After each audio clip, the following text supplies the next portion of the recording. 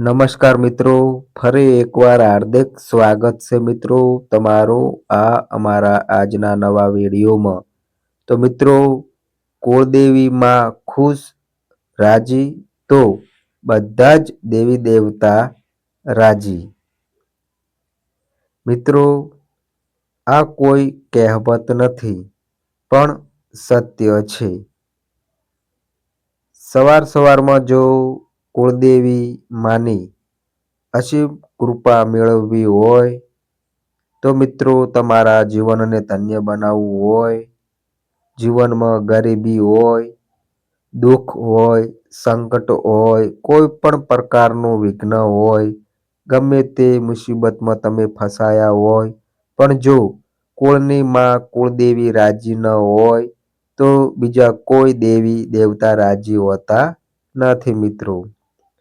એટલા માટે મિત્રો, જો કુળની માતા રાજી હોય, કુળદેવી રાજી હોય તો તમે જીવનમાં કોઈ જગ્યાએ અટકો ના, કોઈ જગ્યાએ તમે લટકો ના. તો વસ્તુને તમે મિત્રો યાદ રાખજો કે સવારમાં માતાજીની કૃપા મેળવવી હોય, એમના આશીર્વાદ લેવા હોય તો મિત્રો તમે સવારમાં જ્યારે પથારીમાંથી ઊભા થાવ એ વખતે તમારે મિત્રો માત્ર ને માત્ર આટલું જ કરવાનું છે. કાન ખોલીને મિત્રો સાંભળજો. વિડીયો ગમે તો મિત્રો તમારા મિત્રો સાથે શેર કરજો.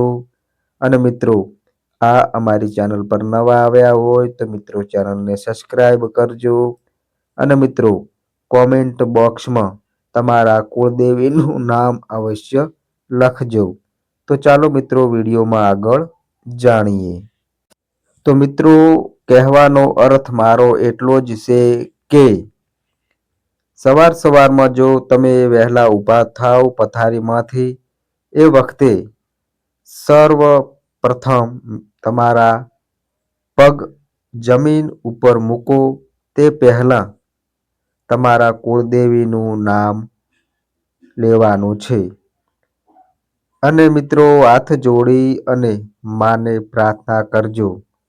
ઓમ કુળદેવી માતાય નમઃ.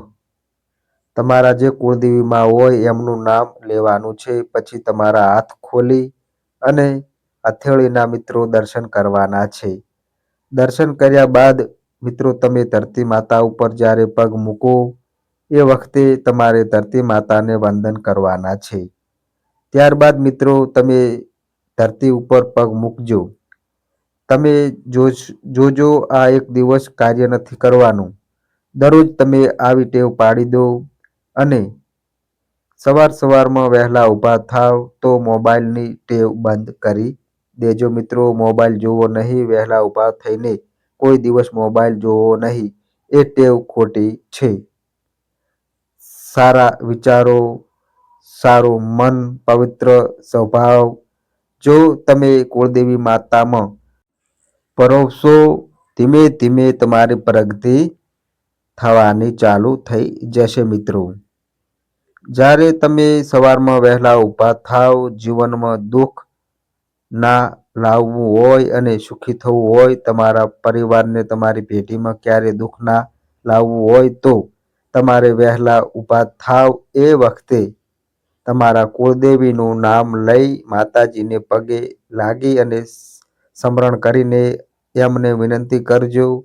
તમે તમારા માતાને તમારા જે કુળદેવીનું નામ લઈ અને તાંબાના લોટામાં જળ ભરી, પાણી ભરી અને પૂર્વ દિશામાં એટલે કે ઉગતા સૂરજને તમે અગ્ર કરજો, ચડાવજો અને કુળદેવી માને પ્રાર્થના કરજો. હે માં કુળદેવી, હું તમને આ જળ અર્પણ કરું છું. તમે સ્વીકાર કરજો.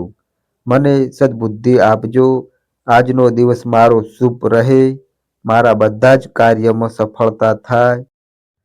એવી માતાજીને તમે જેવા ભાવથી પ્રાર્થના કરશો, અરજી કરશો, વિનંતી કરશો, એ જ ભાવથી માતાજી તમને અદ્રશ્ય કવચ તમારા આજુબાજુ બનાવી દેશે કે તમને કોઈ પણ પ્રકારનું આબોહવા, વાતાવરણ, નેગેટિવિટી કોઈ પણ તમને નડશે નહીં અને તમે જે કાર્યમાં આગળ જવા માંગતા હશો એમાં તમને બહુ મોટી સફળતા મળશે મિત્રો.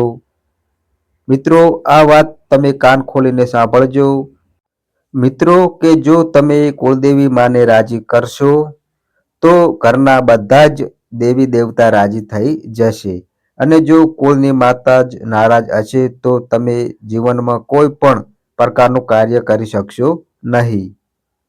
માટે મિત્રો, કુળદેવીમાં રાજી હશે તો બધા જ દેવ રાજી. એટલે માં કુળદેવીને કગરજો, પ્રાર્થના કરજો, વિનંતી કરજો અને બની શકે તો ભોળા ભાવથી ભક્તિ કરજો મિત્રો. તમારા આંગણે કોઈ અતિથિ આવે, મહેમાન આવે તો માન આપજો. કોઈ ગરીબ આવે તો ખવડાવજો, ભૂખ્યાને ભોજન આપજો. કોઈ પશુ હોય, પંખી હોય, ઢોર હોય, ઢાંખર હોય, જો તમારા દિલમાં કોઈ પણ જીવ પ્રત્યે દયા હોય તો એને ખવડાવજો. કોઈનું ઠારશો તો ઠરશો. અને જો મિત્રો મારા દરેક આ વિડીયો જોઈ રહ્યા હોય દરેકને હું વિનંતી કરું છું કે જો તમારા દિલમાં દયા હશે તો દયા છે એ ધર્મનું મૂળ છે અને ધર્મથી ટુકડા રહેશો તો પ્રભુ તમારાથી ટુકડા આવી જશે અને જો પ્રભુ આવી જાય તો માતાજી પણ આવી જાય. લક્ષ્મી આવે એટલે વિષ્ણુ ભગવાન આવી જાય અને વિષ્ણુ ભગવાન આવે એટલે લક્ષ્મી માં ઓટોમેટિક આવી જાય. તો મિત્રો, ભક્તિ એવી કરજો નિર્મળ થઈ અને એવો સ્વભાવ રાખજો કે દુનિયામાં તમારો ડંકો વાગી જાય. તો મિત્રો, આ અમારો આજનો વિડીયો ગમ્યો હોય તો વિડીયોને પ્યારી લાઈક કરજો, તમારા મિત્રો સાથે શેર કરજો અને મિત્રો આ અમારી ચેનલ પર નવા આવ્યા હોય તો મિત્રો ચેનલને સબસ્ક્રાઈબ કરજો. તો બસ મિત્રો, આજે આટલું. ફરી મળીએ એક નવા વિડીયો સાથે. ત્યાં સુધી બધાય મિત્રોને હર હર મહાદેવ.